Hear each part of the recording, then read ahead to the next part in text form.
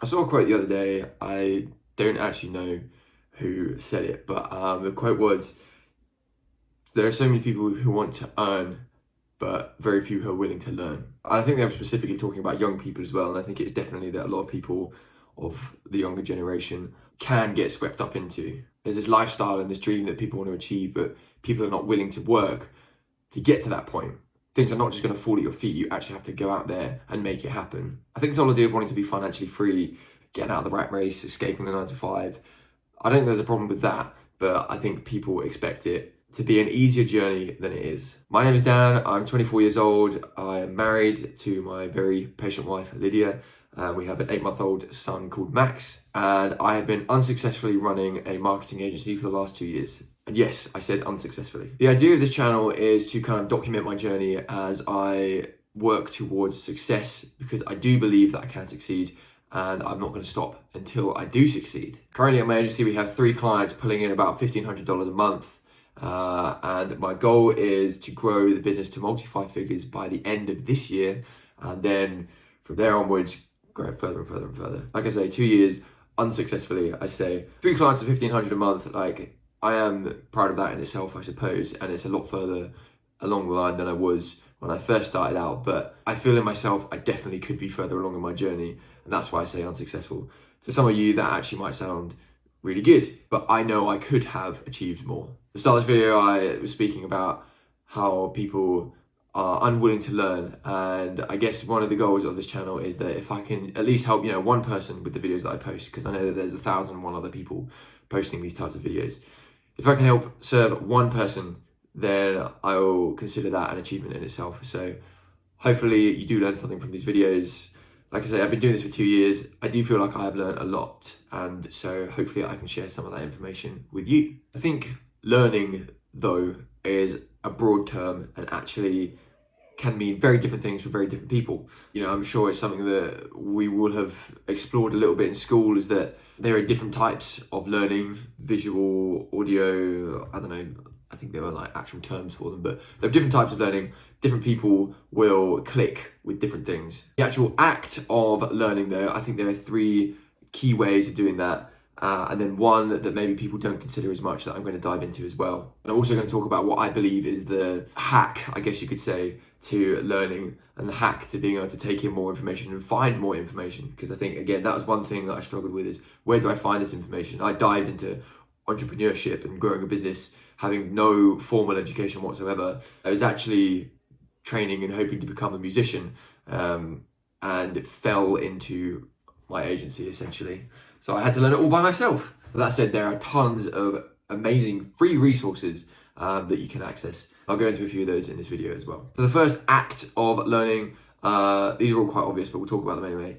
Reading, so whatever that might be, books, articles, blogs, newsletters, things like that, taking in information, and I suppose pairing with that, maybe writing down information as well if that helps you to remember things. Reading. Number 2, watching. So I guess this is more for, we're talking about different types of learning earlier. This is for those who are more visual learners. If you struggle to read, maybe watching content like this is how you learn.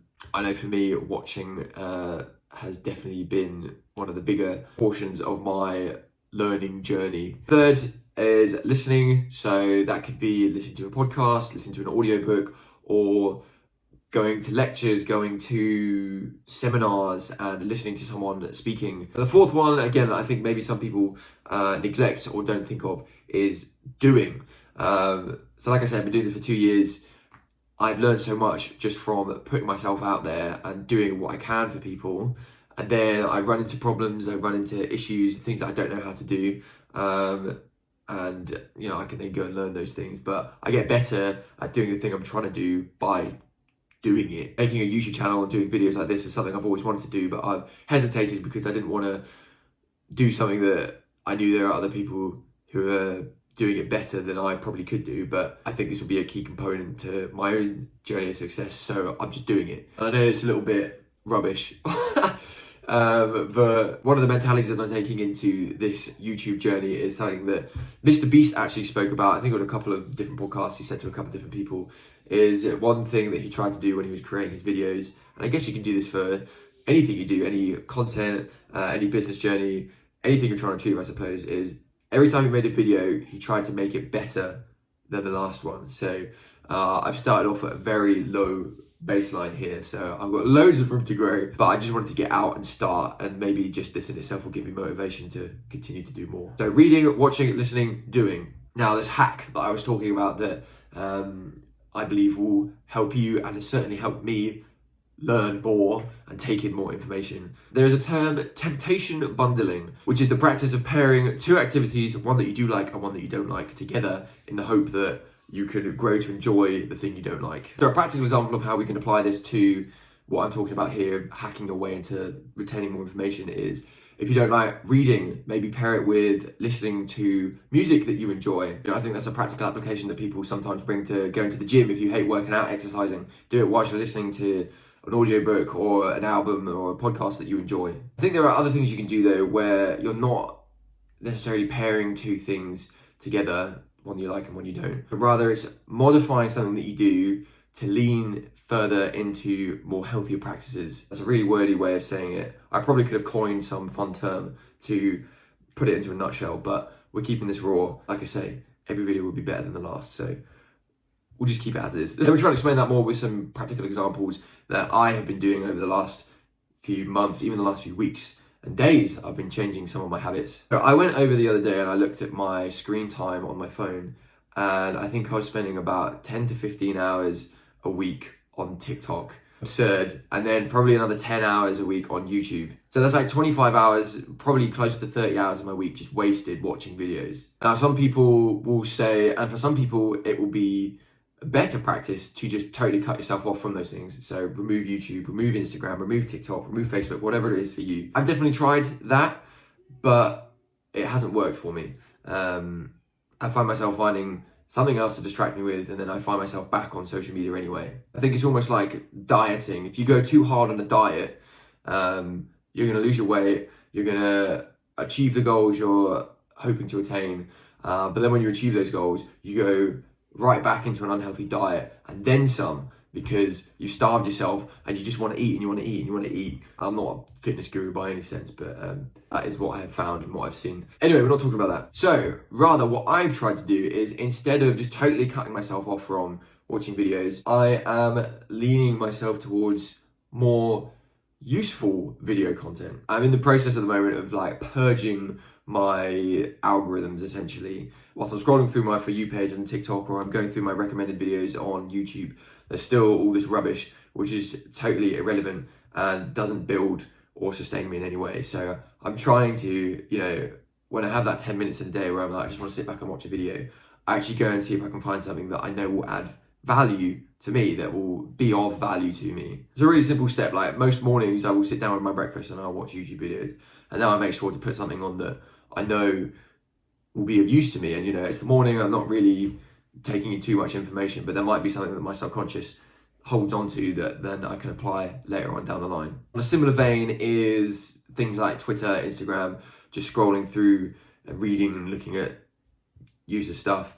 I'm now leaning more towards scrolling through and reading through on LinkedIn or like newsletters.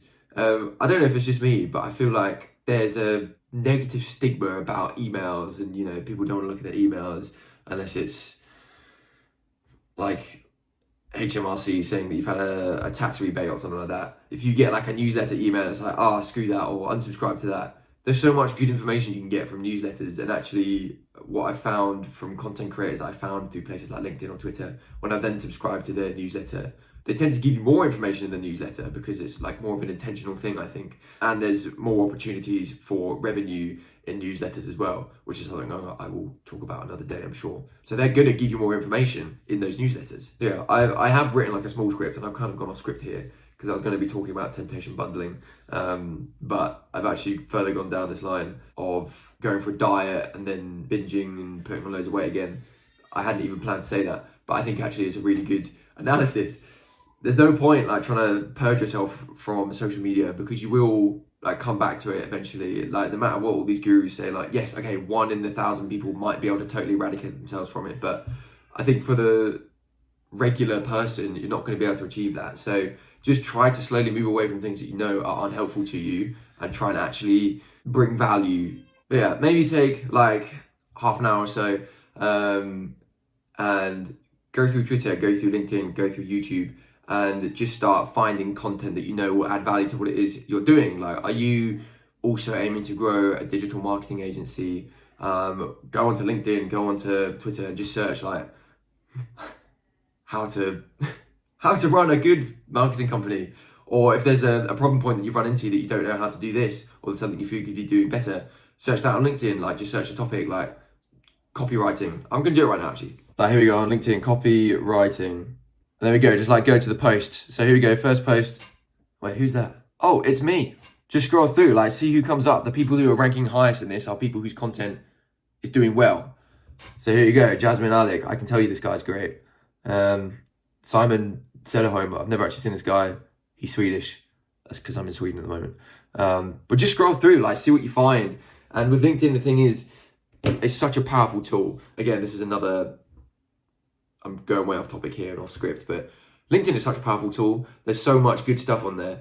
And the more good people you find and follow and connect with, the stuff that they like and the stuff they comment on will then appear on your feed. So you'll just get fed more and more good information from more and more people who are doing what you want to do well. And it's just I don't know, I've neglected it over the last 2 years. Not only as a place to build my own network and find my own clients, but just to build myself. But yeah, do go follow me on LinkedIn. I'm trying to post on there regularly at the moment as well. That'll be another part of my content strategy that I'm trying to roll out at the moment as I, again, try to rebuild my unsuccessful agency. If you're interested in watching my journey, do be sure to subscribe, hit the bell, like the video, leave a comment if there's anything that you want me to cover. Hope to see you guys in the following videos.